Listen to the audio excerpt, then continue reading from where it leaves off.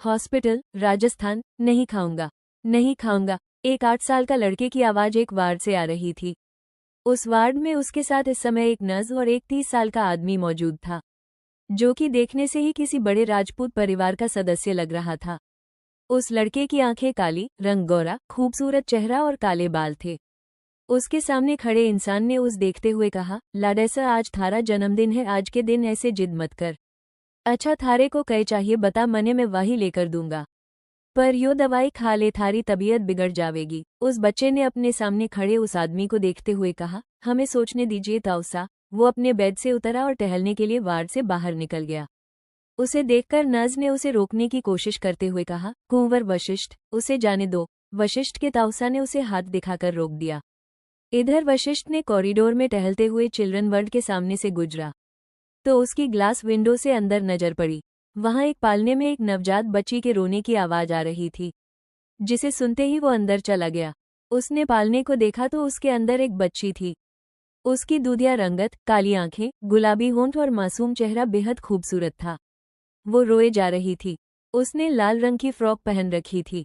उसके गले में एक बर्थमार्क था। उसे देखकर वशिष्ठ ने उसको गोद में उठा लिया। वो काफी छोटी थी, इसलिए उसकी गोद में आसानी से आ गई। उसकी गोद में आते ही उस बच्ची ने रोना बंद कर दिया, जिसे देखकर वशिष्ठ के चेहरे पर मुस्कान आ गई। वो उसे लेकर अपने वार्ड में आया। कुंवर, नर्स ने उसको पुकारा तो वशिष्ठ ने आते ही अपने ताऊसा से कहा, हमें ये बच्ची चाहिए ताऊसा। यो किसकी छोरी से? लाडेस, उसके ताऊसा ने थोड़ा परेशान होकर पूछा तो जवाब में वशिष्ठ ने कहा, ये हमें मिली है। छोरा हम यो इसे रखना इंसान की चाहते बच्ची हैं। से कोई हमें खिलौना हमारे कोनी। जन्मदिन पर जे यही को मने तोहफा दे और चाहिए तू दवाई ले, ताऊसा। जब तू बड़ा हो जावेगा तो तने यो छोरी मिल जावेगी। इतना बोलकर उसके ताऊसा ने उस बच्ची को उसकी गोद से ले लिया। वशिष्ठ ने जिद करते हुए कहा, अगर वो बच्ची बड़े होने के बाद हमें नहीं मिली तो हम उसे जबरदस्ती अपना बना लेंगे ताऊसा। उसकी आंखों में जनून देखकर उसके ताऊसा परेशान हो गए थे। उन्होंने उसका सिर सहलाते हुए कहा, मिल जाएगी, तू दवाई ले। इतना बोलकर वो बच्ची को लेकर बाहर चला गया। नर्स वशिष्ठ को इंजेक्शन देकर सुला दिया। इधर उसके ताऊसा बाहर आए तो उन्हें एक घबराई हुई सी नर्स मिली। ये बच्ची आपके पास है, हुकुम सा। हम इसे कब से ढूंढ रहे थे। उस नर्स ने उस आदमी के हाथों में बच्ची देखकर चैन की सांस लेते हुए कहा। हुकुम सा ने वो बच्ची उसकी गोद में देते हुए कहा, यो छोरी के माँ बापू सा कट्ठे से। उस नर्स ने थोड़ा घबराते हुए कहा, वो अब इस दुनिया में नहीं रहे। इसके अंकल आंटी इसे लेने आते ही होंगे। हमें जाना है, माफ कीजिएगा। वो नर्स काफी घबराई हुई थी। उसने बच्ची को लिया और तेज कदमों से चलते हुए एक वार्ड में आए। हमारी बच्ची। उसके अंदर आते ही वहां मौजूद एक पति पत्नी के जोड़े ने पुकारा तो उस नर्स ने उन्हें उस बच्ची को सौंपते हुए कहा, आप अपनी बेटी को लीजिए और जाइए यहाँ से।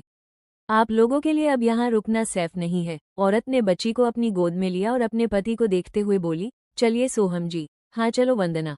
सोहम ने ये कहा और उस बच्ची को लेकर वहां से निकल गए। 18 साल बाद निष्ठा, बेटा उठो, हमें शर्मा आंटी के घर जाना है। घर में एक औरत की आवाज गूंज रही थी और इधर कमरे में वही जंगल वाली लड़की बेड पर आराम से सो रही थी। एक औरत उसके कमरे में आई और उसको हिलाते हुए बोली, निष्ठा उठो बेटा, हम लेट हो रहे हैं। शर्मा आंटी का बर्थडे है, हमें वहां नहीं जाना है, हमें राजस्थान जाना है। निष्ठा ने नींद में कसमसाते हुए कहा।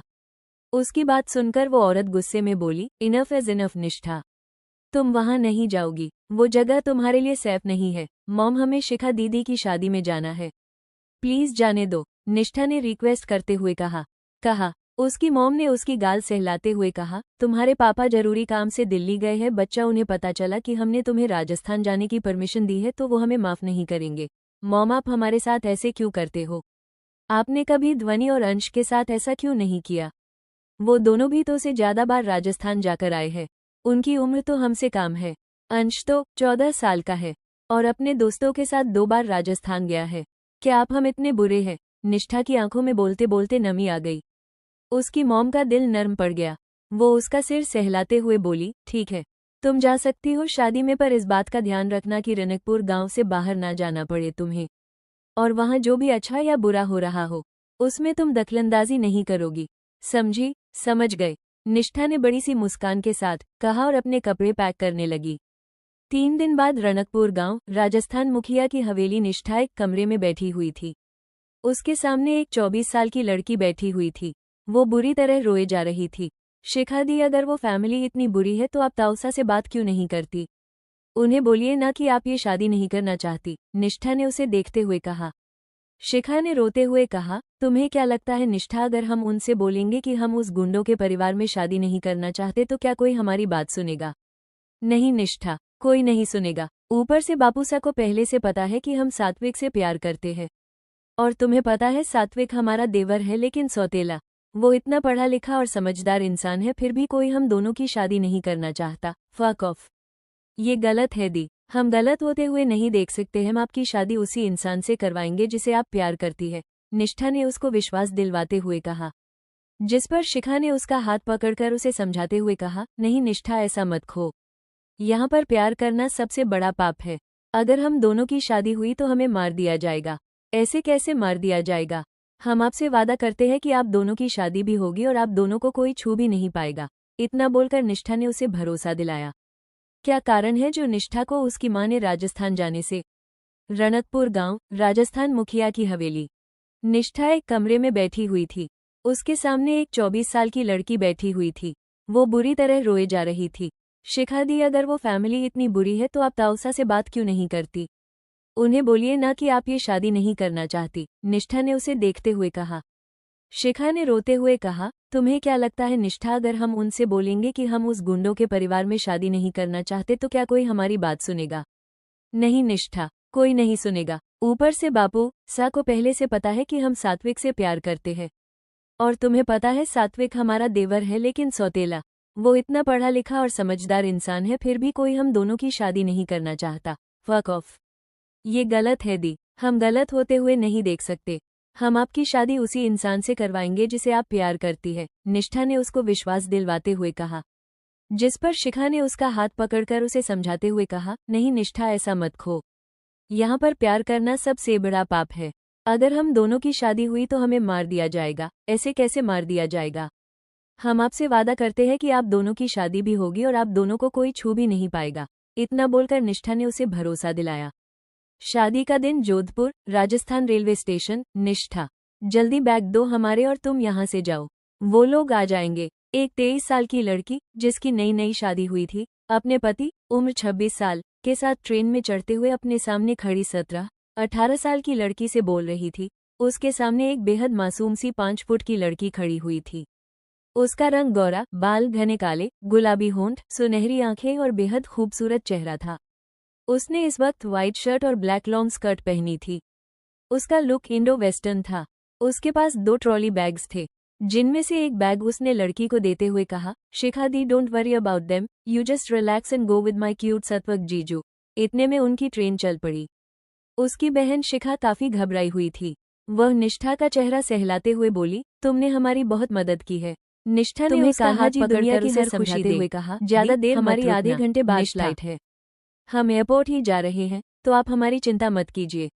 आप बस वहां पहुंचकर हमें फोन कीजिएगा। सात्विक ने निष्ठा को देखते हुए कहा, थैंक यू सो मच निष्ठा, हम तुम्हारा एहसान कभी नहीं भूलेंगे। डोंट से थैंक यू जीजू, आप बस हमारी दी को ढेर सारा प्यार करना। निष्ठा ने इतना कहा और ट्रेन चल पड़ी। उन लोगों ने एक दूसरे को बाय बोला। शिखा और सात्विक दोनों ट्रेन के अंदर चले गए। इधर निष्ठा भी अपना ट्रॉली बैग लेकर वहां से बाहर निकलने वाली थी। तभी एक गोली चलने की आवाज आई और वहां भगदड़ मच गई। निष्ठा ने अपने सामने देखा तो वहां पर कुछ राजस्थानी कपड़े पहने आदमी वहां खड़े थे, जिनके पास हथियार थे। उन्हें देखकर निष्ठा की आंखें चौड़ी हो गईं। उनके सरदार ने गुस्से में मुट्ठी भींचते हुए कहा, पकड़ लो जे छोरी को। उन्हें अपनी ओर आते हुए देखकर निष्ठा वहां से भागने की कोशिश करने लगी, पर उन लोगों में एक हटे कट्टे आदमी ने उसे पकड़ लिया। वो उनसे अपने आप को छुड़वाने की कोशिश करते हुए चिल्लाने लगी, छोड़ो, हमें छोड़ो। वे लोग उसे अपने सरदार के पास लेकर आए। सरदार ने उसका जबड़ा पकड़कर गुस्से में कहा, थारी इतनी हिम्मत की तू महारी नाक के नीचे से महारे कुंवरसा की दुल्हन को भगाओ। अब देखना थारे और थारी बहन के साथ कई होवे से। उसने निष्ठा को बालों पकड़कर अपने दूसरे साथियों से कहा, पता करो, अभी अभी कट्ठे की ट्रेन निकली से और कट्ठे कट्ठे रुकने वाली से। हमें वो दोनों चाहिए, वो भी जिंदा, क्योंकि मुर्दा तो उन दोनों को हमारे हुक्म सा कर ही देंगे। निष्ठा गुस्से में बोली, वे तुम लोगों के हाथ कभी नहीं आएंगे। हमारी बहन गुंडों के घर नहीं जाएगी। थारी बहन किसके घर जाएगी, यो तो आने वाला वक्त तय करेगा। पहले तू हमारे साथ चलो, सरदार ने गुस्से में दांत पीसते हुए कहा।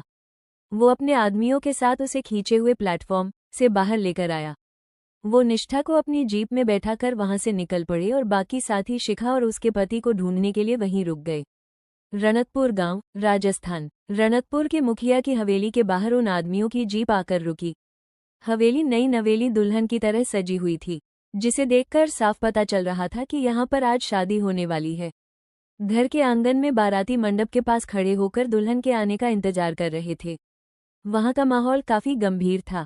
सरदार ने निष्ठा को खींचकर जीप से नीचे उतारा और खींचते हुए उसे हवेली के पिछले दरवाजे से अंदर ले गया। मने बोला था, वाना कटे की छोरी को शादी में मत बुलाओ। हवेली की बैठक में एक अधेड़ उम्र का आदमी की गुस्से में भरी आवाज गूंज रही थी। उसने राजस्थानी वेशभूषा पहन रखी थी। उसकी बड़ी बड़ी मूछें थी और उसने सिर पर राजस्थानी पगड़ी पहनी थी। वो अपने सामने फर्श पर बैठी औरत पर बिगड़ रहा था। वो बैठी रो रही थी और कुछ औरतें उसे संभालने की कोशिश कर रही थीं। उन सब ने राजस्थानी घाघरे चोली पहने थे। वो आदमी उस औरत पर बिगड़ते हुए बोले जा रहा था, वाह के बाप ने सालों पहले कई महारी कम बेइज्जती करवाई थी। जो थम ने वाह की छोरी को बुलाकर मने आंख उठाकर चलने लायक को नहीं छोड़ा। इतने में सरदार निष्ठा को बालों से पकड़कर खींचते हुए वहां लेकर आया और उस आदमी के पैरों में पटकते हुए गुस्से में बोला, यो लीजिए मुखीसा, आपकी प्यारी भतीजी। ईब कीजिए जे के साथ जो करना से। ताऊसा शिखा दी उनके साथ बहुत प्यार करती है। वो पढ़े लिखे है, हमने उनकी खुशी के लिए किया, निष्ठा ने मुखिया को समझाते हुए कहा। जिस पर मुखिया ने उसकी दाई गाल पर जोरदार थप्पड़ मारा। निष्ठा का चेहरा दाई तरफ से झुक गया। वो गुस्से में चिल्लाते हुए बोले, महारी छोरी की खुशी महारे ते ज्यादा तू जानती थी।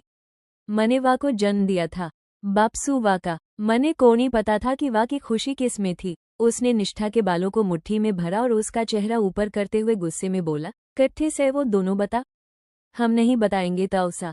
वो दोनों बालिग है, अपनी खुशी से एक दूसरे के साथ है। हम उनसे उसकी खुशी नहीं छीनेंगे। निष्ठा ने नम आंखों से उसे देखते हुए कहा। जिस पर उसके ताऊसा कुछ बोलने को हुए कि दरवाजे से एक आदमी की गुस्से से भरी आवाज आई, तू कोनी बताएगी, हम थारी खुशी छीन लेंगे। दरवाजे की तरफ निष्ठा की पीठ थी। वहां पर एक 60 साल का आदमी जोधपुरी सूट पहने खड़ा था। उसके सिर पर पगड़ी थी, पैरों में लेदर शूज और चेहरे पर रोबदार बड़ी बड़ी मूछें। रंग हल्का गेहुआ और सख्त मिजाज वाला 6 फुट का आदमी अंदर आते हुए निष्ठा को घूर कर बोला, तू तो कई थारी परछाई भी बतवेगी कि थारी परछाई भी बताएगी। क्या शादी? निष्ठा ने उस आदमी की तरफ देखते हुए हैरानी से कहा। वो आदमी निष्ठा के पास आया और उसका मासूम चेहरा देखकर बोला, घनी हिम्मत वाला काम किया से तने अपनी बहन को भगाकर। अब थोड़ी हिम्मत और जुटा ले, क्योंकि थारी बहन का होने वाला भरतार तने सजा देन वास्ते थारे संग शादी करने वाला से। यो शादी तो होकर रेवेगी, पर डोली थारी बहन की जगह ईब थारी उठेगी। यो आप कई बोल रहे हो हुकुम सा, यो छोरी और आपके घर की बिंदनी। यो छोरी बड़े शहर की पढ़ी लिखी छोरी से, आपके घर के लायक कौनी से यो। निष्ठा के ताऊसा ने हड़बड़ाते हुए कहा। हुकुमसा ने उनको घूरते हुए कहा, थारी छोरी तो लायक थी ना। वाह तो ज्यादा पढ़ी लिखी भी कोनी थी, लेकिन देखे वाह के लक्षण भाग गई। थारी नाक कटवाकर, वो भी महारे दुश्मन छोरे के साथ। ईब मने और गुस्सा मत दिला भवानी। जे को शादी के लिए तैयार कर। जे की डोली जावेगी इब विजय महल जोधपुर। 15 मिनट से हम सबके पास। अगर 1 मिनट भी ज्यादा लगाया ना 15 मिनट ते, तो आज 8 लाशों की बाढ़ आवेगी और पूरा रणकपुर शमशान घाट बन जावेगा, समझे। हुकुम सा गुस्से में इतना बोलकर कमरे से बाहर निकल गए। उसके जाते ही निष्ठा ने गुस्से में कहा, हम शादी नहीं करेंगे। भवानी ने उसके बाल पकड़कर खींचते हुए कहा, थारे ते किसी ने पूछा कौन से? चुपचाप तैयार हो जाओ, वरना थारा गला काटकर थारे बाप ने भेजने में मने देर कोनी लगेगी। निष्ठा की आंखों में आंसू आ गए थे। भवानी ने फर्श पर बैठी रो रही औरत को देखते हुए गुस्से में कहा, इब रोना बंद कर और जे छोरी को तैयार कर, वरना मैं जे के साथ साथ थारी गर्दन काटकर थारे मायके भिजवा दूंगा। उसकी बात सुनकर वो औरत डर के मारे चुप हो गई और निष्ठा को शादी के लिए तैयार करने लगी। कुछ देर बाद लाल जोड़े में घूंघट ओढ़ाकर निष्ठा को मंडप में लाया गया और 5 फुट की निष्ठा को 6 फीट 4 इंच लंबे दानव रूपी मानव की बल में बैठा दिया।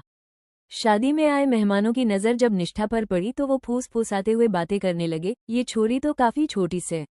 ऐसो लग रहा दानव के साथ जे की शादी हो रही है। उनकी बातें चाहे निष्ठा के कानों में नहीं पड़ रही थी, पर फिर भी उसका दिल दुख रहा था। वो लगातार आंसू बहा रही थी। उसने एक नजर घूंघट के जरिए अपने पति को देखा। उसके मन में एक ही सवाल उठा, कौन है ये गुंडा? उसे नहीं पता था कि उसकी बगल में बैठा कोई गुंडा नहीं, बल्कि एक कुंवर है। जोधपुर के हुकुमसा का बेटा है। जिसके नाम से पूरा राजस्थान कांपता है।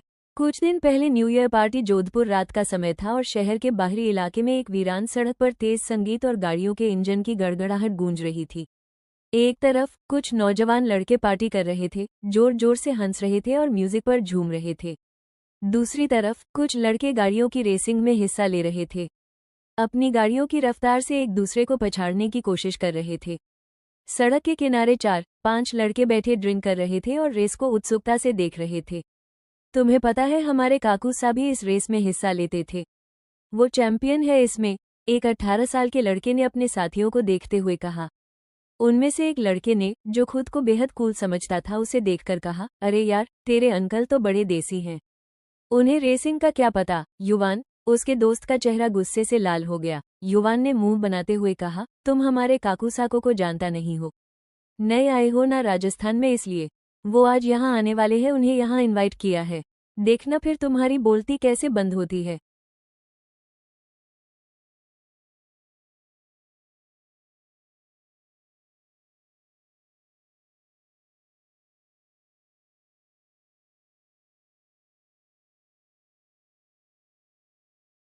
उसके दोस्त का चेहरा गुस्से से लाल हो गया। युवान ने मुंह बनाते हुए कहा, तुम हमारे काकू साको को जानता नहीं हो, नए आए हो ना राजस्थान में, इसलिए वो आज यहाँ आने वाले हैं, उन्हें यहाँ इनवाइट किया है। देखना फिर तुम्हारी बोलती कैसे बंद होती है। अभी उसकी बात पूरी भी नहीं हुई थी कि अचानक से एक मोटरसाइकिल की तेज आवाज आई। सबकी निगाहें उस दिशा में मुड़ गई जहां से आवाज आ रही थी। धूल और धुएं के बीच से एक मोटरसाइकिल उभरी, जिसकी चमकती हेडलाइट्स ने अंधेरे को चीर दिया। युवान बड़ी सी मुस्कान के साथ बोला, आ गए हमारे काकूसा। यह उसके काकूसा की दमदार एंट्री थी। वशिष्ठ केवल 28 साल का था। उसने काले चमड़े की जैकेट और हेलमेट पहन रखा था। मोटरसाइकिल की रफ्तार इतनी तेज थी कि देखते ही देखते वो रेसिंग ट्रैक पर पहुंच गया।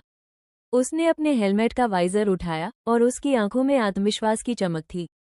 उसकी आंखें काली, हाइट 6 फुट 4 इंच, रंग गोरा, चेहरे पर हल्की दाढ़ी मूछ और मस्कुलर बॉडी वाला बेहद हैंडसम आदमी था। रेसिंग कर रहे लड़के उसे देखकर चौंक गए। उसने एक नज़र उन पर डाली और फिर अपने भतीजे की ओर देखते हुए तिरछा मुस्कुराया।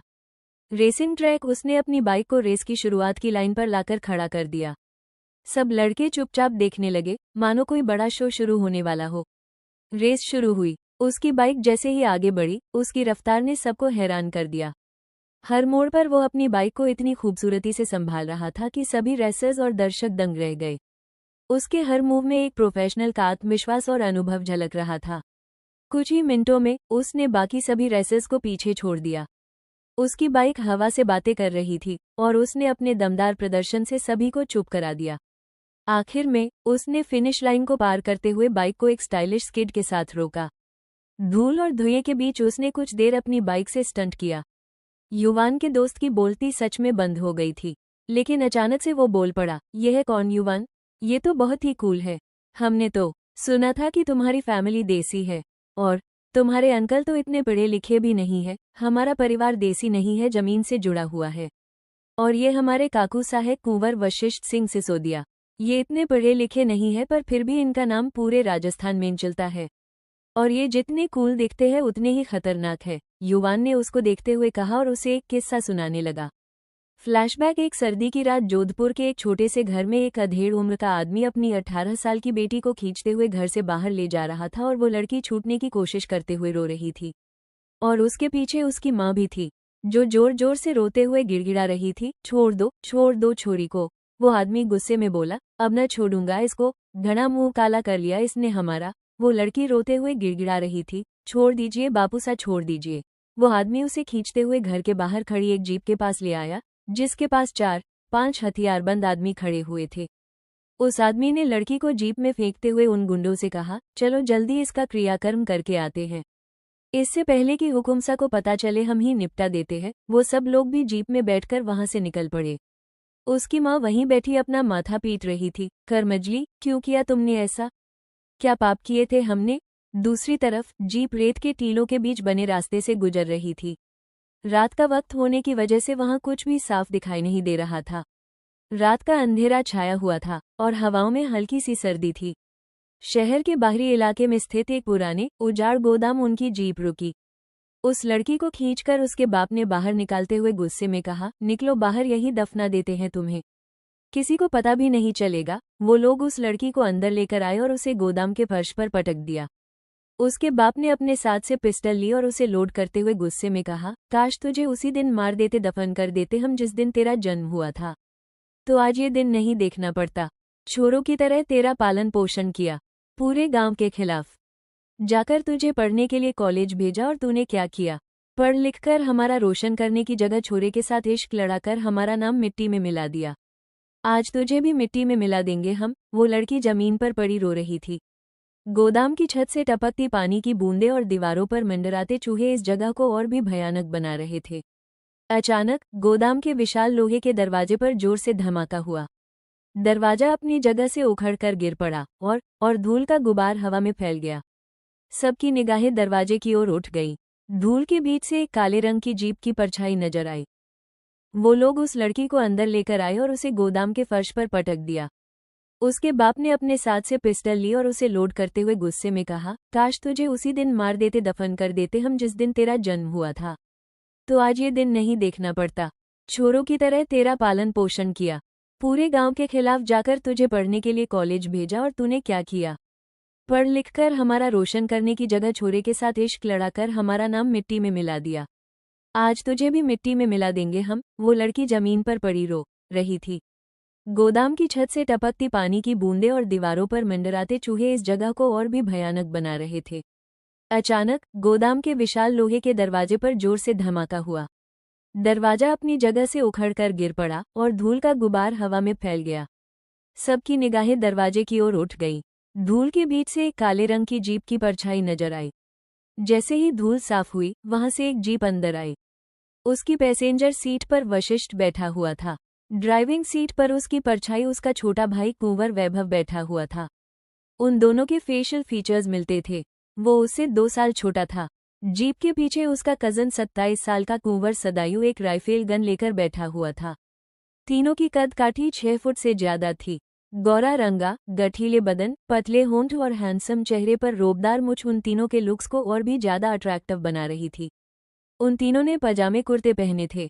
सदायु और वैभव ने चमड़े की जैकेट पहनी थी, लेकिन वशिष्ठ ने काले रंग की शाल ओढ़ रखी थी। उसकी बेखौफ आंखों में आग की चमक थी। उसने जीप से उतरकर उनकी ओर कदम बढ़ाया और जिसे देख वहां मौजूद लोग घबराते हुए एक दूसरे को देखने लगे। किसी में उसका सामना करने की हिम्मत नहीं की। तने कहे लगा था कि थम सब योक्रम कांड छुप कर सको हो। उसने अपनी बंदूक निकाली और उसके ट्रिगर को उंगली में घुमाते हुए उस लड़के बाप के पास आया तो वो उसके पैर में गिरकर गिड़गिड़ाते हुए बोला, कुंवर सा माफ कर दीजिए, हमने तो अपनी छोरी को पढ़ने के लिए भेजा था। हमारा कोई छोरा नहीं है, इसलिए इसको छोरा की तरह पाला, पर इसने हमारा मुंह काला कर दिया। हम इसे मार डालेंगे, बस आप हमें माफ कर दीजिए। कुंवर सा ने गुस्से में कहा, माफी गलती की होवे से और तने गलती नहीं, गुनाह किया से। वो लड़के के पास आया जो जमीन पर बैठी रो रही थी। उसने लड़की को देखते हुए पूछा, बोल जो बोल सके से अपने आप को बचाने के वास्ते। कुंवर सा, हम उससे सच्चा प्यार करते हैं, प्लीज हमें उसके साथ जाने दीजिए, वो हमारे बिना मर जाएगा। उस लड़की ने कुंवर सा के पैर पकड़कर गिड़गिड़ाते हुए कहा। कुंवर वशिष्ठ के चेहरे पर तिरछी मुस्कान फैल गई। उसने गुण को लड़की की ठुड्डी के नीचे लगाई तो वो डर के मारे कांप उठी। वशिष्ठ ने उसकी डरी हुई आंखों में देखते हुए पूछा, वाह थारे बिना मार जावेगा तो कहे तू वाह के बिना जिंदा रह पावेगी। लड़की ने रोते हुए ना में सिर हिलाया। वशिष्ठ के चेहरे पर तिरछी मुस्कान फैल गई। उसने आगे पूछा, अगर तने मौका मिले कि तू अपनी पढ़ाई और प्यार में से किसी एक को चुन सके तो किसे चुनेगी? प्यार को, वो लड़की फटाक से बोली। जिस पर वशिष्ठ थोड़ा हंसा और आगे बोला, अगर तने अपनी और अपने प्रेमी की जान में से किसी एक चुनना पड़े तो तू किसने चुनेगी? अपने प्रेमी की जान को, क्योंकि अगर उसे कुछ भी हुआ तो हम मर जाएंगे। लड़की ने हड़बड़ाते हुए जवाब दिया।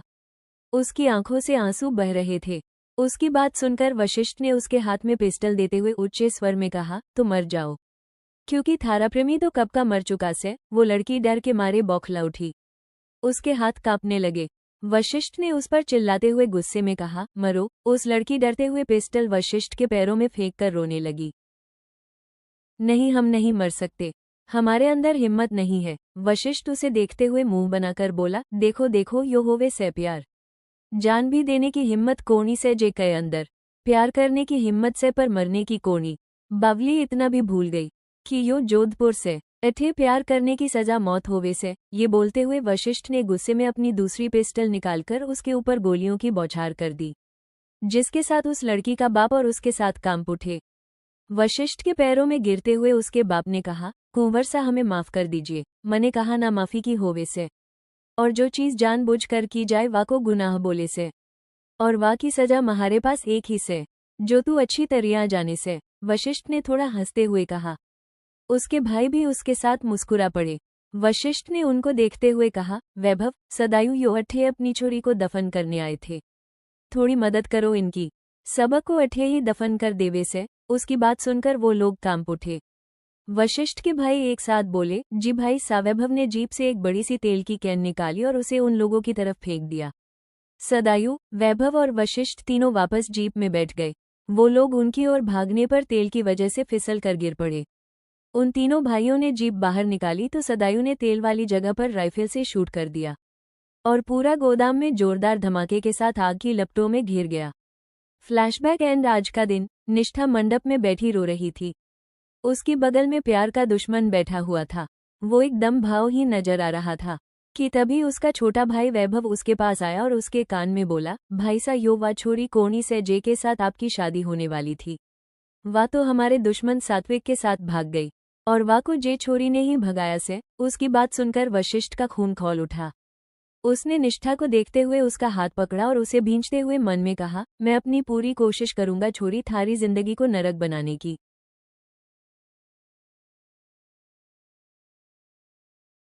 निष्ठा दर्द से कराह उठी थी, पर उसकी आवाज उसके मुंह दब गई। उसने मन में खुद से कहा, जाहिलगवार आदमी, क्यों कर रहा है ऐसे। वो उससे अपना हाथ छुड़वाने की कोशिश कर रही थी, लेकिन वशिष्ठ उसका हाथ छोड़ने की जगह उसे और भी ज्यादा कस रहा था। कन्यादान के लिए वधू के पिता आगे आए। पंडित जी के ये शब्द सुनते ही निष्ठा के दिल में टीस उठी। उसने मन में खुद से कहा, पापा, हमारे पापा, हमें उनको फोन करना चाहिए, पर हम अभी कैसे करें उनको फोन। ओ गॉड। उसके ताऊ सा आगे आए और उसका कन्यादान करने के लिए आगे आए। वो मंडप में बैठ गए और निष्ठा का कन्यादान शुरू हो गया।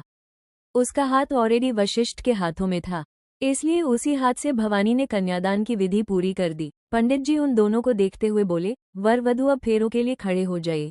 उसकी बात सुनकर वशिष्ठ ने जबरदस्ती निष्ठा का हाथ पकड़कर खींचते हुए खड़ा किया। निष्ठा का हाथ दर्द कर रहा था। उसे लग रहा था कि वशिष्ठ उसकी उंगलियां ही तोड़ देगा। ये सब देखकर उसने मन में कहा, ये क्रीचर क्यों हमारे साथ ऐसे कर रहा है। लेकिन इस बात की परवाह किए बिना वशिष्ठ उसे खींचते हुए शादी कर रहा था। वर और वधी एक दूसरे को वरमाला पहनाओ। पंडित जी ने जैसे ही ये कहा, निष्ठा की ताईसा जिसने बड़े से थाल को लेकर उनके पास आए, उसमें 2 वरमाला रखी हुई थी। निष्ठा का हाथ वशिष्ठ ने आजाद किया तो उसने कुछ पल चैन की सांस ली। वो अपने कांपते हाथों से वरमाला लेकर उसको पहनाने की कोशिश की, पर उसके सामने खड़ा 6 फुट 4 इंच का दानव खंबे की तरह खड़ा था। वो उसके सामने झुकने को तैयार नहीं था। वशिष्ठ ने उसको वरमाला पहनाने खुद को झुकाया और निष्ठा ने चालाकी से उसको माला पहना दी। उसको देखकर विष की भोए से कुड़ गई। पंडित ने उन दोनों को देखते हुए एक थाल उनके गए किया। वर वधू को ये मंगलसूत्र पहनाकर उसकी मांग में सिंदूर दान कर दिया। जैसे ही विष ने उसकी बात मानकर वैसा किया, उसने घूंघट के नीचे से ही उसकी मांग भर दी। विष ने निष्ठा का चेहरा नहीं देखा। अब से आप दोनों पति पत्नी है, पंडित ने उन दोनों को देखते हुए कहा। कुछ देर बाद निष्ठा की बारात के साथ विदाई कर दी गई। बारात में सिर्फ सिसोदिया परिवार के मर्द ही आए थे। उनकी गाड़ियों का काफिला काफी बड़ा था। निष्ठा को एक गाड़ी की बैक सीट पर बैठा दिया गया था, वो भी उस क्रीचर के साथ जिसने कुछ घंटों पहले उससे शादी की थी। रात का समय, जोधपुर, राजस्थान। रात का सन्नाटा और राजस्थान के रेगिस्तान की ठंडी हवा बारात को घेरे हुए थी। चारों ओर पहले रेतीले टीलों के बीच बारात लौट रही थी। सफेद एसयूवी कारों का काफिला धीरे धीरे सुनसान रास्ते पर आगे बढ़ रहा था। कारों के हेडलाइट्स की रोशनी रेगिस्तान के सन्नाटे को चीर रही थी। वशिष्ठ, जो कि एक निष्ठा के साथ बैठा था, उसकी आंखों में ठंडक और चेहरे पर एक खौफनाक सन्नाटा था। निष्ठा घबराई हुई और असहज महसूस कर रही थी। उसकी आंखों में बेचैनी थी और दिल में एक अनजान खौफ। अचानक काफिले के सामने से कुछ गाड़ियां तेजी से आकर रुकती हैं। बंदूकधारियों का एक ग्रुप बाहर निकलता है और हमला कर दिया। गोलियों की आवाज रेगिस्तान के सन्नाटे को चीर रही थी। बारातियों में अफरा तफरी मच गई। निष्ठा डर के मारे कांप उठी। कुछ लोग अपनी जान बचाने के लिए गाड़ियों में नीचे छुप गए। उन लोगों के पास भी पिस्टल्स थी, जैसे कि उन लोगों को ऐसे मौके का अंदाजा था। वशिष्ठ बिना किसी डर के कार से बाहर निकल गया। उसकी आंखों में एक ठंडा गुस्सा था। वो अपनी बंदूक निकाली और बिना कोई दया दिखाए उन हमलावरों को गोली मारने लगा। हर गोली के साथ खून की धाराएं फूट रही थी और रेगिस्तान की रेत पर गिरते शरीरों की आवाज गूंज रही थी। ये सब देखते हुए निष्ठा का दिल तेजी से धड़कने लग गया था। उसकी सांसें थमने लग गई और वो डर के मारे कांप रही थी। एक आदमी वशिष्ठ पर एक आदमी ने पीछे चाकू से हमला किया। निष्ठा खिड़की से उसको देख रही थी। वो उसे बचाने के लिए कुछ बोलती कि इतने में वशिष्ठ फटाक से उसकी ओर मुड़कर उसका चाकू वाला पकड़ा और उसको चाकू को उसके दिल घोंप दिया। उसके खून की धारा कार की खिड़की पर पड़ी। निष्ठा की चीख निकल गई। उसने मन में कहा, खून, खून। निष्ठा बेहोश हो गई, क्योंकि ये दृश्य उसके लिए बहुत ही भयानक था। वशिष्ठ और बाकी लोगों ने सभी हमलावरों को मारा डाला, बस उनके सरदार को पकड़ लिया। खून ने भेजा थारे को अठे। वशिष्ठ सरदार को कॉलर से पकड़कर गुस्से में बोला। सरदार खून से लथपथ और घायल था। छोरा, जे वक्त योते सवाल करने का कोनी से। महल में थारी बारात के लौटने का इंतजार हो रहा से। जे को अर्जुन, हुकुमसा का बॉडीगार्ड और सदायूं देख लेवेंगे। ये बोलते हुए हुकुमसा ने वशिष्ठ को रोक दिया। उनकी बात मानकर वशिष्ठ ने उसे छोड़ दिया। अर्जुन एक 40 साल का आदमी था और वो हुकुमसा की गाड़ी के पास था। वो दौड़कर वशिष्ठ के पास आया और उसने अर्जुन के साथ उस आदमी को थाम लिया। एक गाड़ी उन दोनों के लिए छोड़कर बाकी की बारात वहां से निकल पड़ी। वो दोनों उस आदमी के साथ वहां से गाड़ी में दूसरी दिशा में निकल पड़े। वशिष्ठ ने गाड़ी में निष्ठा के साथ बैठते ही सोते हुए पाया तो वो उसे जोर से हिलाते हुए बोला, आंखें खोल, यो महारी गाड़ी से। थारा बिस्तर कोनी। उसकी आवाज और हरकत से बेचारी निष्ठा को होश आया तो वो उससे डरते हुए एक तरफ खिसक गई। वशिष्ठ उसे देखकर आगे बोला, महल पहुंच जाए, फिर सो जाना। अगर तने महारे साथ एक ही बिस्तर पर नींद आई तो। उसकी बात सुनकर निष्ठा ने मन में कहा, महल, ये महल में रहता है, एक गुंडा महल में रहता है। उसके दिमाग में हजारों सवाल थे। ये ऐसा है तो इस महल और बाकी का परिवार कैसा होगा? कौन कौन होगा इसके परिवार में? निष्ठा के दिमाग में यही सवाल चल रहे थे। विजय महल जैसा नाम वैसा रुतबा था। संगमरमर का बना 4 मंजिला ये महल। सामने से बड़े से गार्डन और बड़ी बड़ी दीवारों से चारों तरफ से घिरा हुआ था। पिछवाड़े में एक कुआं, भंडार और तबेला मौजूद था। उनके साथ ही महल के नौकरों और पहरेदारों के लिए क्वार्टर्स बने हुए थे। महल के अंदर जाते ही बड़ा सा हाल था, जिसके सामने 2 सीढ़ियां थी जो कि सभी मंजिलों तक पहुंचाती थी। सबसे ऊपर मंजीर, घर सभी बेटे रहते थे। तीसरी मंजिल पर घर की बेटियां और हुकुमसा रहते थे और दूसरी मंजिल पर घर के सब बड़े रहते थे, जैसे कि वशिष्ठ की बुआ नलनी, काका उद्धव, काकी अमृता और दुष्यंत, हुकुमसा के बड़े भाई का बेटा और उसकी पत्नी राधा रहती है। हाल के एक तरफ मंदिर, कुछ गेस्ट रूम्स और दूसरी तरफ रसोई घर के साथ बड़ा सा डाइनिंग रूम था। घर में इस वक्त हुकुमसा के बड़े भाई पोता युवान, जिसके माँ बाप मर चुके हैं, अर्जुन के जुड़वा बेटा बेटी धर्मधरा, हुकुमसा की बेटी रिद्धि, हुकुम रानी सा, वृंदा, राधा, नलनी, वशिष्ठ की काकी और उनकी बेटी धानी ही मौजूद थे।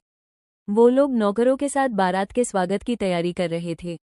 घर में कोई बड़ा मर्द नहीं था, इसलिए कोई औरत घूंघट में नहीं थी। बारात आ गई। दादी सा 17 साल का युवान महल के बाहर से दौड़ते हुए अंदर आया तो वृद्ध ने सभी शादीशुदा औरतों को देखते हुए कहा, अब थम सब घूंघट ओढ़ लो वरना कह होगा। थम सब ने अच्छी तरह बेरा से। सब औरतों ने घूंघट ओढ़ लिया। वशिष्ठ की बुआ विधवा नहीं थी, बस उसने शादी नहीं की थी, इसलिए वो रंगीन कपड़े पहनती थी। सब औरतों ने अपने कपड़े ठीक किए और महल के दरवाजे पर पहुंच गए। गृह प्रवेश की रस्म की तैयारी हो चुकी थी। जब महल के बाहर गाड़ियों का काफिला रुका तो वहां मौजूद ढोल नगाड़े बजने लगे। निष्ठा के अंदर डॉक्टर की लहर दौड़ रही थी। वो गाड़ी से बाहर नहीं निकला चाहती थी, पर वशिष्ठ ने उसका हाथ पकड़ लिया। वो ठंडे लहजे में बोला, चुपचाप आ जाओ, क्योंकि मने लोगों को खींचना चोखा लागे से। उसकी बात सुनकर निष्ठा को याद आया कि कैसे उसने उन हमलावरों को खींच खींच कर मारा था। वो बहुत ही निर्दयी इंसान था, इसलिए डर के मारे कांपते हुए निष्ठा बाहर निकल गई। उसने महल को घूंघट के अंदर से देखा। वो लाइट से जगमगा रहा था। उसने मन में खुद से कहा, हमें यहाँ से भगाना है। ये महल देखने में एक सुंदर जेल है और हम जेल में नहीं रहेंगे। वो लोग महल के दरवाजे पर आए तो हुकुम रानी सा और नलनी के अलावा सब शादीशुदा औरतें घूंघट में थी। सब ने राजस्थानी लिबास पहने थे।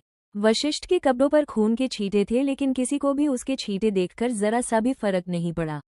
लेकिन नलनी वशिष्ठ पास आई और उसके कपड़ों को हाथ से साफ करते हुए बोली, लगता है हमारे कुंवर सा का किसी ने महल आने से पहले ही स्वागत कर दिया है। आप तो जानो ही हो बुआ सा, पूरे जोधपुर को महारी शादी का कितना इंतजार था, तो बारात का स्वागत अपने परिवार ते पहले जोधपुर को ही था। वशिष्ठ ने थोड़ा व्यंग से हंसते हुए कहा। नलनी भी हंसने लगी और उसकी नज़र घूंघट से ढकी हुई निष्ठा पर पड़ी। निष्ठा डरी हुई थी। उसे देखकर वो आंखें छोटी करके बोली, ये लड़की वो नहीं लग रही जिसके साथ तुम्हारी सगाई हुई थी। संग्राम भाई सा सब ठीक तो है। हंसी वाला माहौल अब सीरियस हो गया।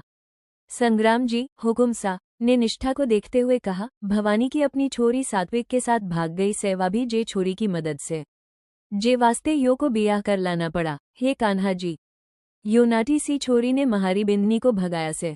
आप जे को अठे क्यों लेकर आए? कल को यो भाग गई तब कै करेंगे हम? वृंदा ने सामने से मुंह बनाते हुए कहा। उसकी बात सुनकर नलनी ने उसे बीच में काटते हुए कहा, भाभी सा, हमारे परिवार के कुछ नियम है। जो गलती करता है उसे सजा मिलती है, सो इसे भी मिली। संग्राम ने उसकी बात में हामी भरते हुए सख्ती से कहा। सही कहा नलनी ने, और यो महल से भवानी की हवेली जट्ठे ते यो आसानी से भाग जावेगी। एकदम सब लुगाइयां अपनी जीभ पर थोड़ा काबू करो और गृह प्रवेश की रस्म पूरी करवाओ। उसकी बात सुनकर सब औरतें चुप हो गई और गृह प्रवेश की रस्म पूरी करने लगी।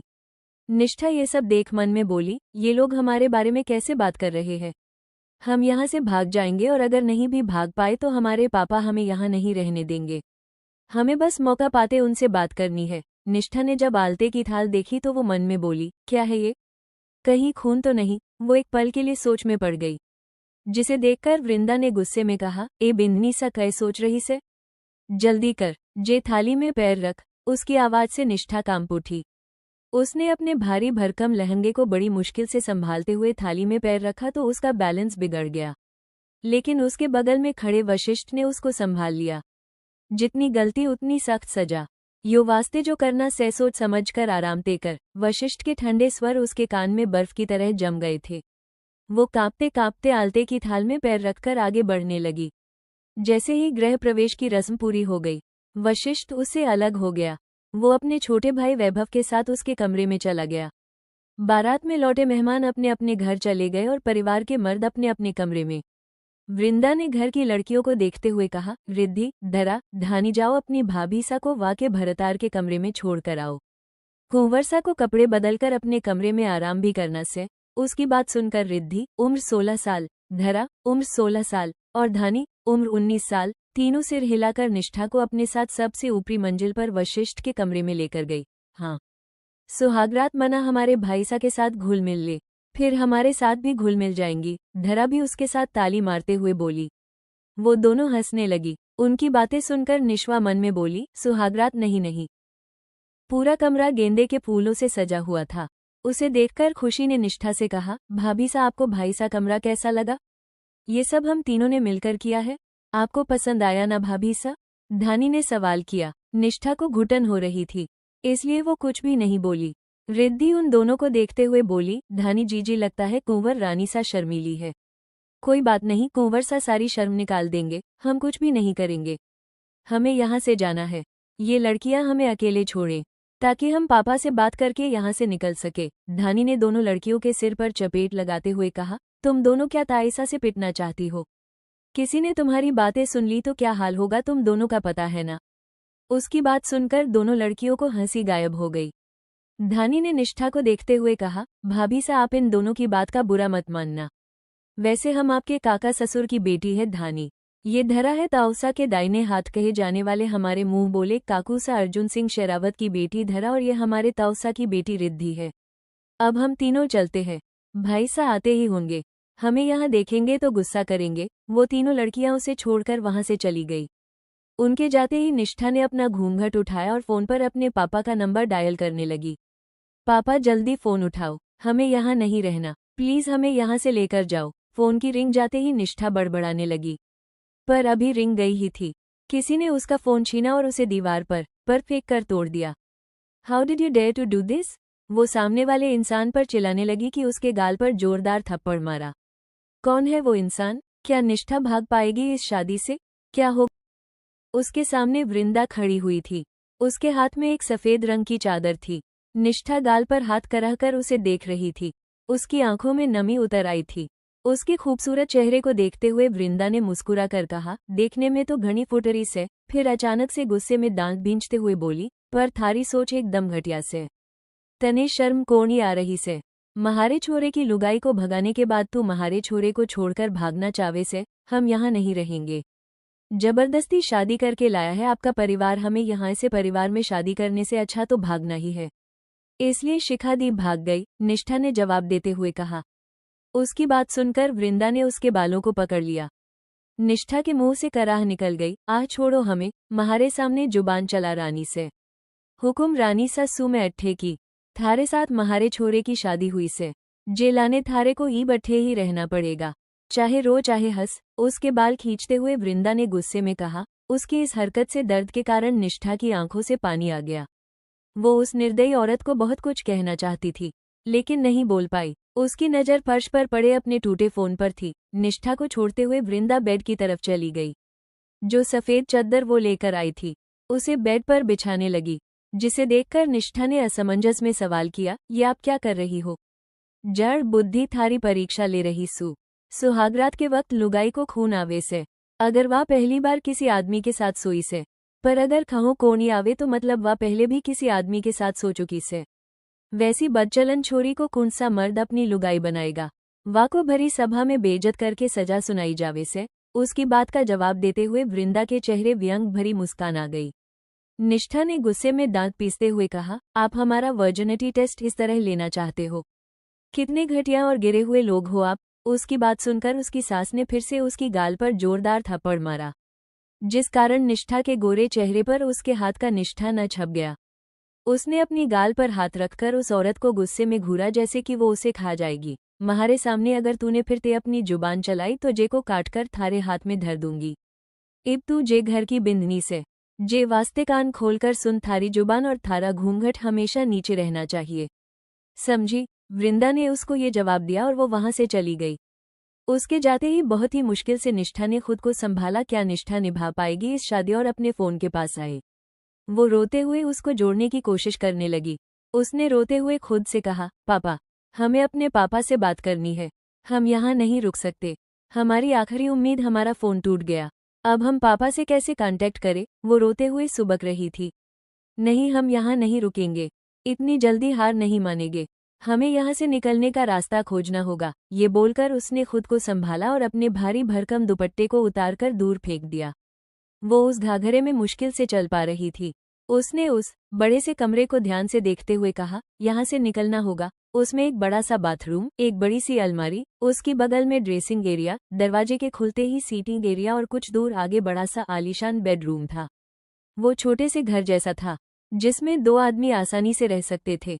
इन सब के साथ उसकी बेडरूम की सामने वाली तरफ गई। वहां पर एक बहुत बड़ी बालकनी थी। उसकी रेलिंग काफी खूबसूरत और मजबूत थी, जिसको देखकर निष्ठा ने खुद से कहा, मिल गया रास्ता। उसने बेड से चद्दर ली और उसे बालकनी रस्सी तरह यूज करने के लिए सिलवटें डालने लगी।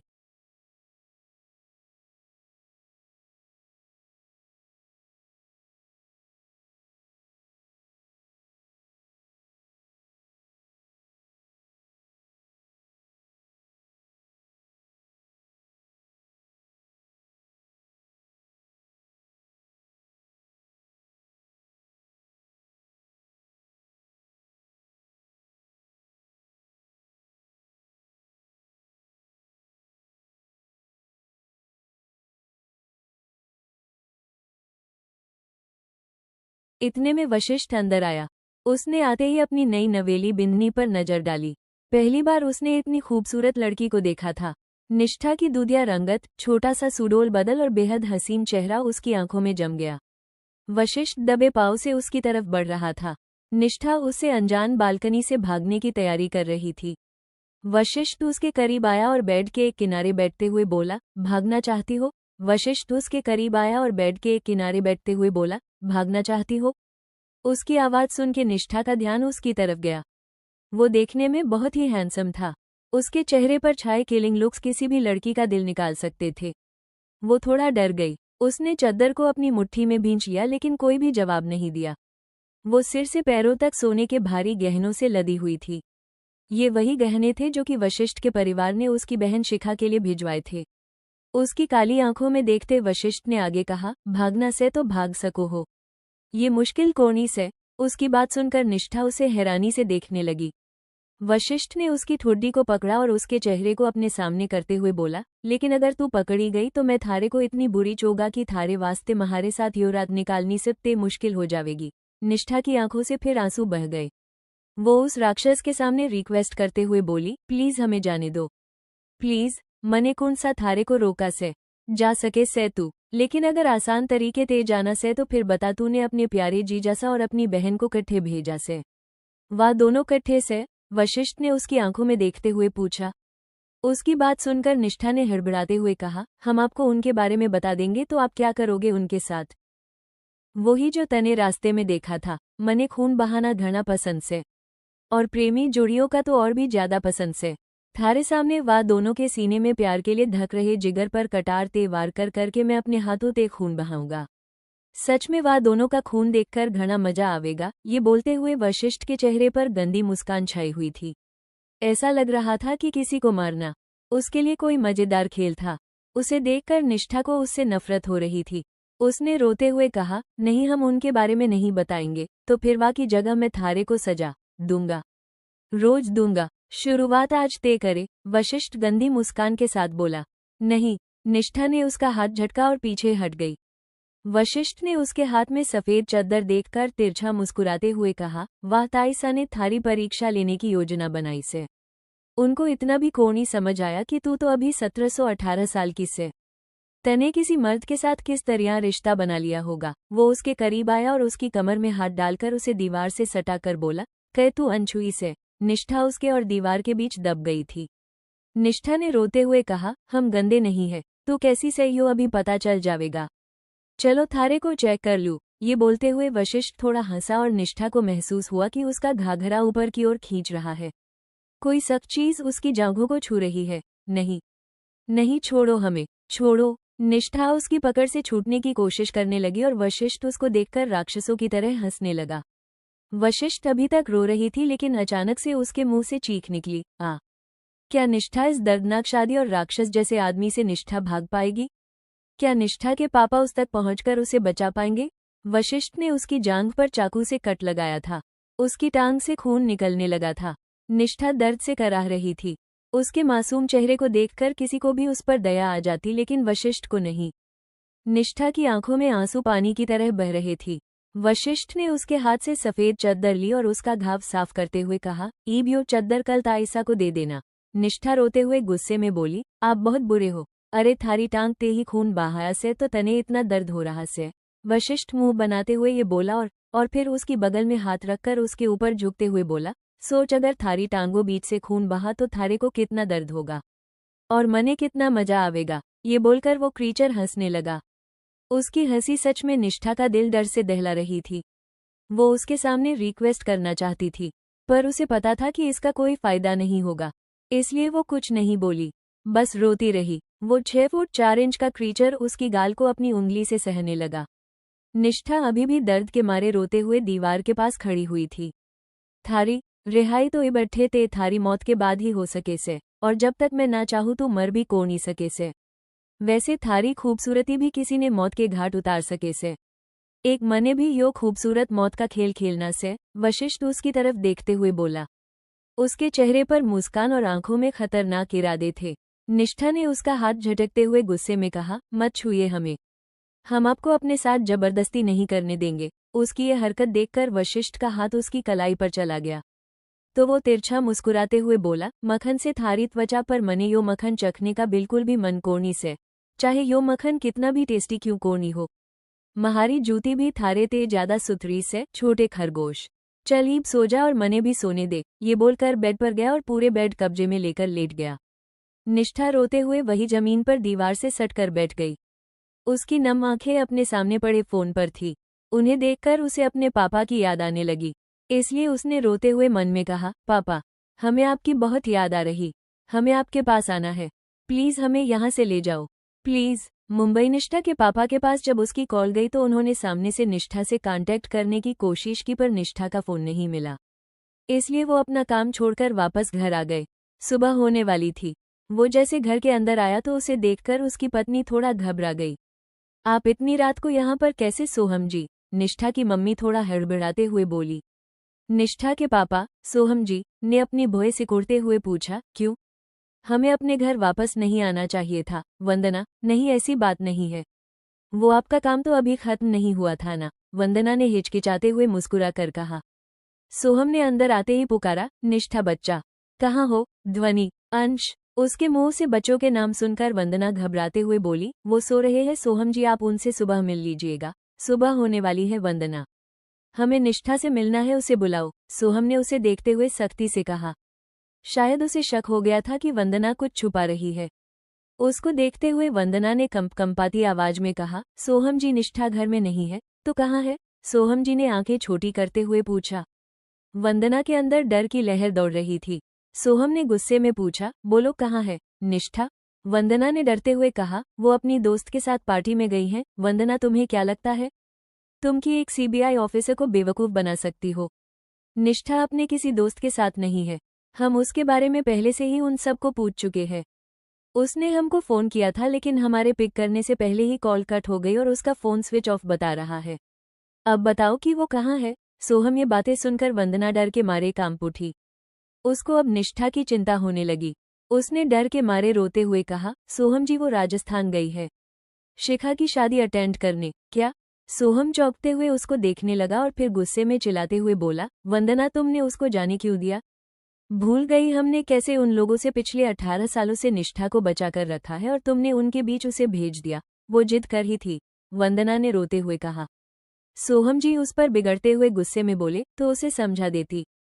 हमारी बेटी को मौत के मुंह धकेल दिया तुमने, क्या करें हम तुम्हारा? माफ कर दीजिए सोहम जी, हम उसे समझा रहे थे। प्लीज गुस्सा कचोड़कर उसे वापस लाने के बारे में सोचिए। हमें उसकी कल से चिंता हो रही है। वो वापस आने वाली थी पर अभी तक नहीं आई। ये बोलकर वंदना रोते हुए बोली।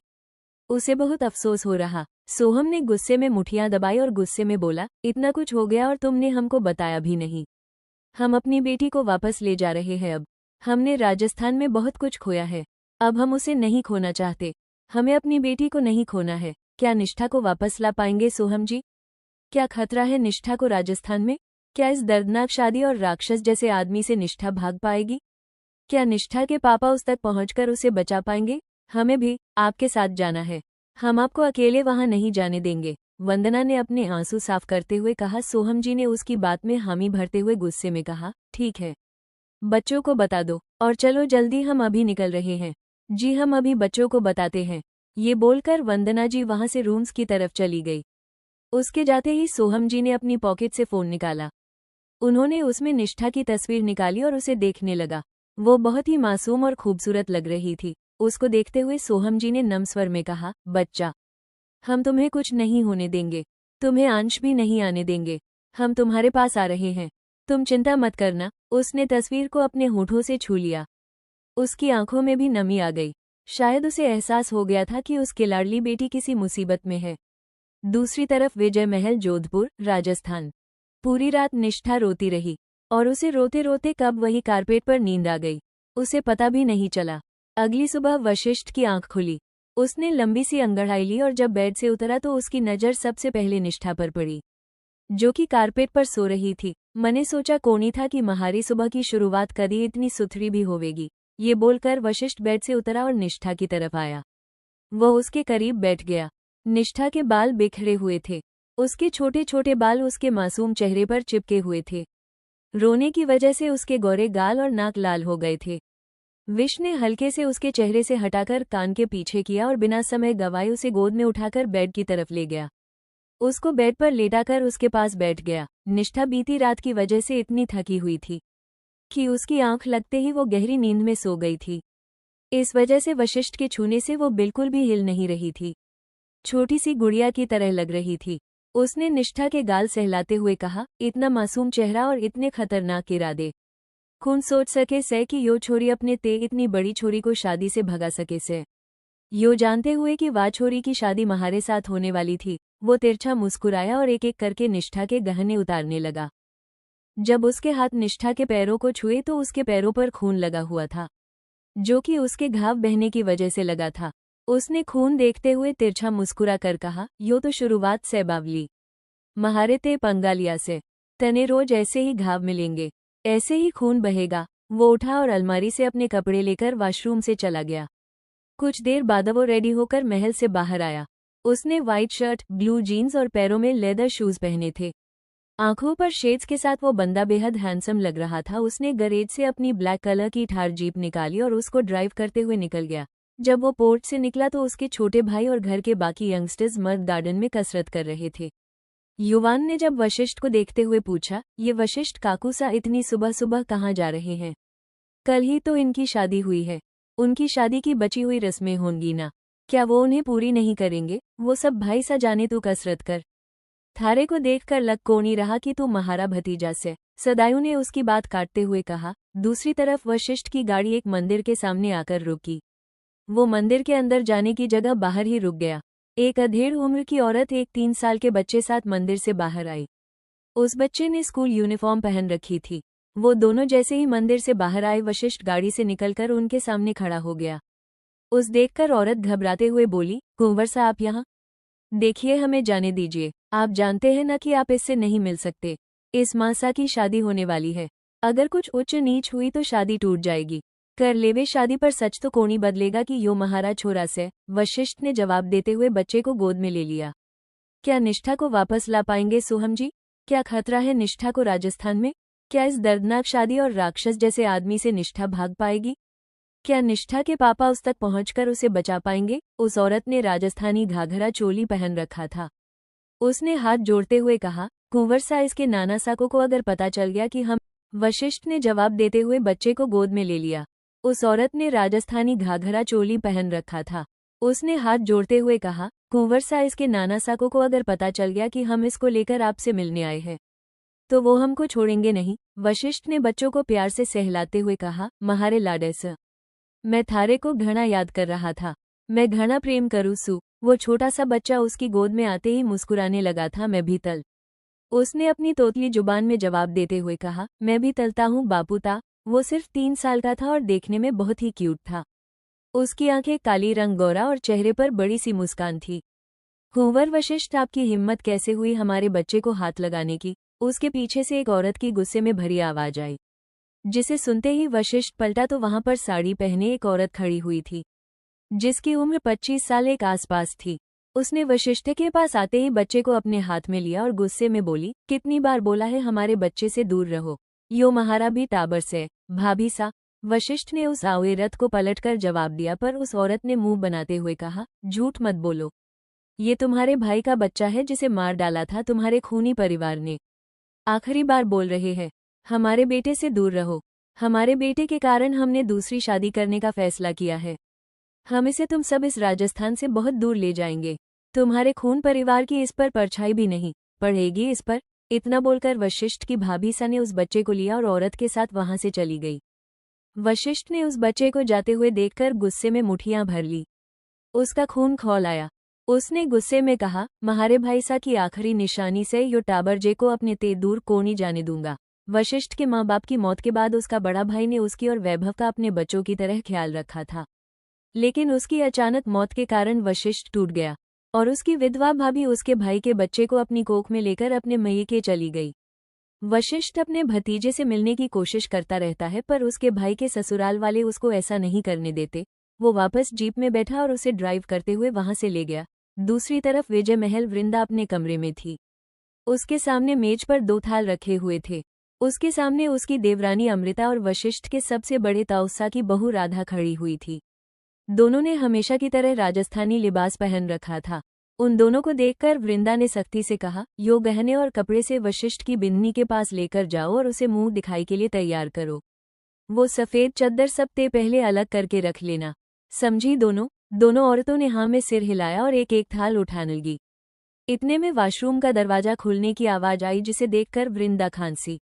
उसके ऐसा करने के इरादा बस एक ही था कि वो उन दोनों को घूंघट ओढ़ने के लिए कह रही थी, क्योंकि वॉशरूम से संग्राम जी बाहर आए थे।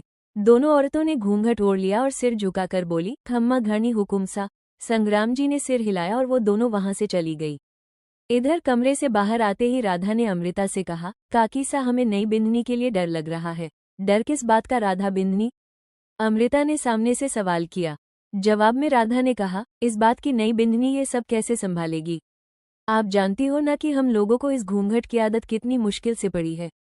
उसे तो घूंघट के साथ साथ और बहुत आदतें डालनी होगी। डर किस बात का राधा बिंदनी? अमृता ने सामने से सवाल किया। जवाब में राधा ने कहा, इस बात की नहीं बिंदनी, ये सब कैसे संभालेगी?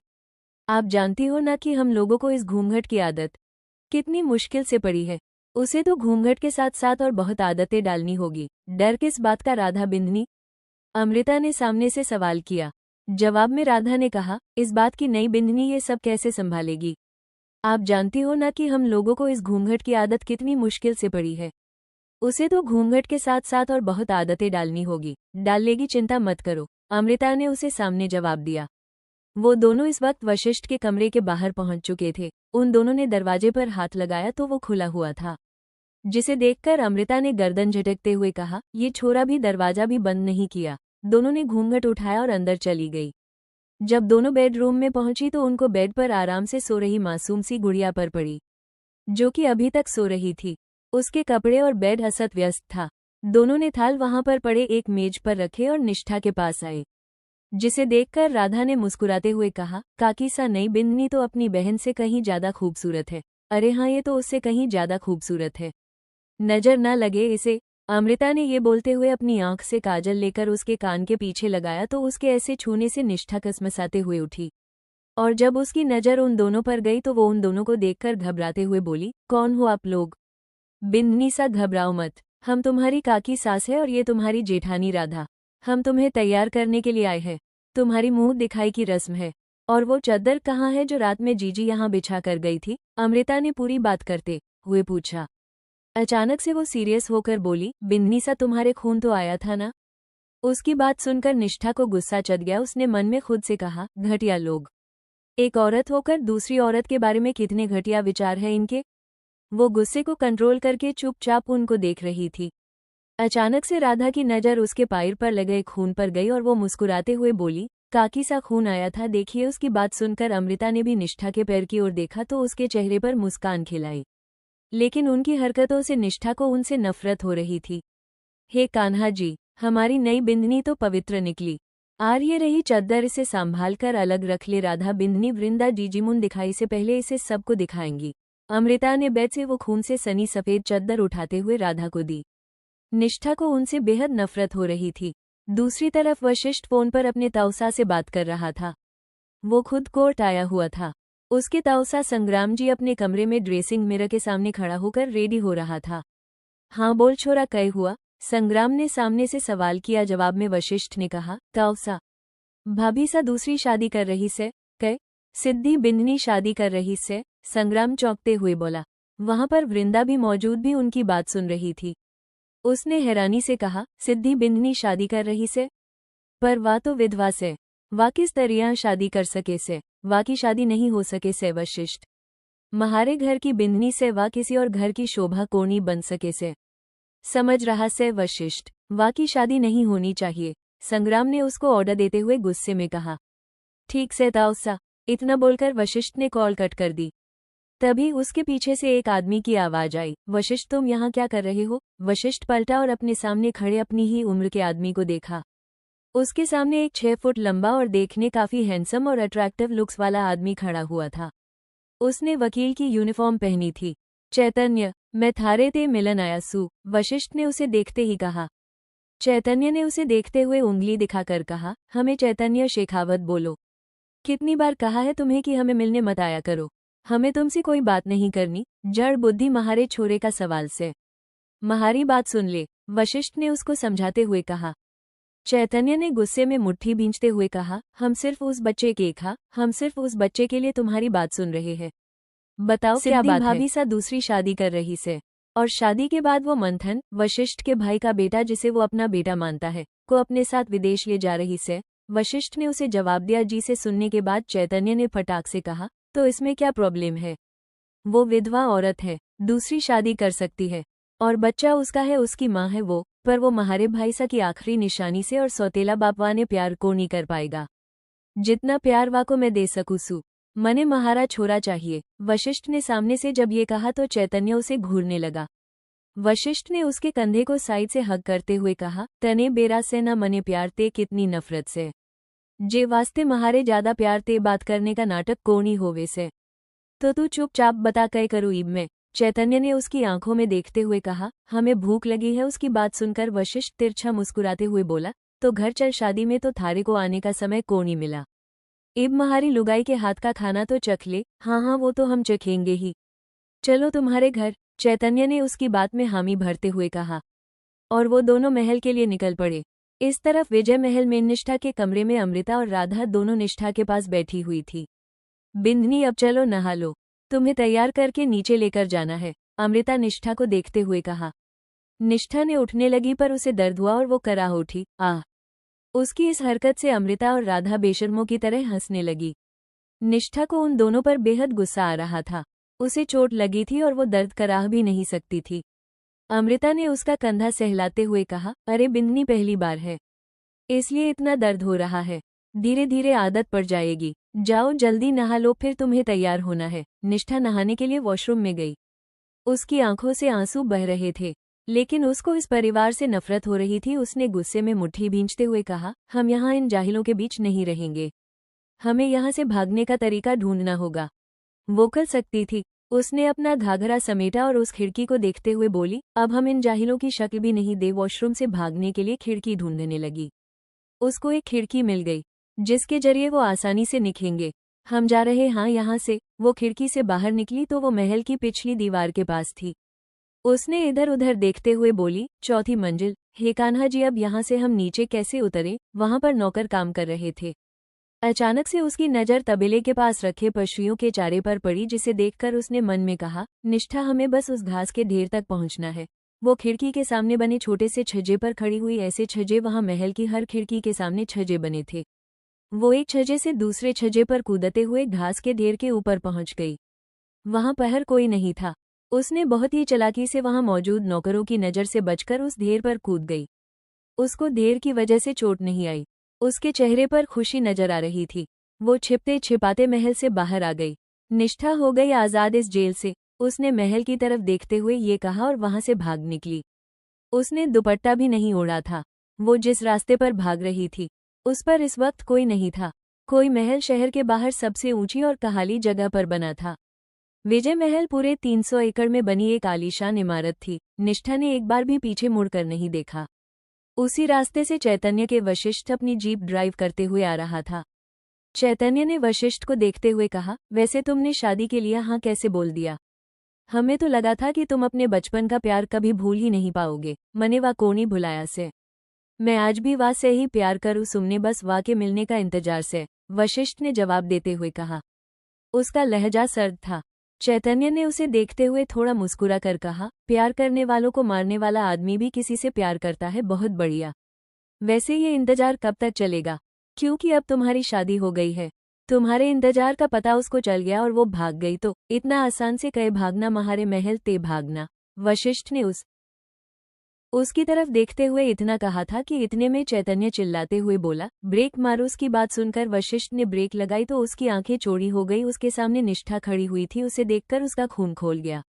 निष्ठा के अंदर भी डर की लहर दौड़ गई थी, लेकिन वो उसकी पकड़ में नहीं आना चाहती थी। अरे ध्यान देकर नहीं चला सकते थे? बेचारी बच्ची को मार देते अभी तुम। चैतन्य वशिष्ठ को देखते हुए मुंह बनाकर कहा। वशिष्ठ मुंह बनाते हुए बोला, यो बच्ची महारी लुगाई से। उसकी बात सुनकर चैतन्य चौंक गया। उसने निष्ठा को ऊपर से नीचे तक देखा। उसकी आंखें फटी की फटी रह गई थी। वशिष्ठ को गाड़ी से उतरते हुए देखकर निष्ठा वहां से भगने लगी, पर वशिष्ठ ने दौड़कर उसको बालों से पकड़ लिया। छोड़ो हमें क्रिएचर। निष्ठा गुस्से में दर्द से कराहते हुए बोली। चैतन्य भी उतरकर निष्ठा के पास आते हुए बोला, वशिष्ठ ये क्या कर रहा है? देख कौन ही रहा? महारे नाक के नीचे से भागने की कोशिश कर रही थी। जे की हिम्मत देखी 5 फुट की से और पंगा खुद ते 1.5 फुट लंबे आदमी ते ले रही से। वशिष्ठ ने निष्ठा के बाल खींचते हुए मुस्कुरा कर कहा। उसके ऐसा करने से निष्ठा की आंखों से आंसू बहन गए थे।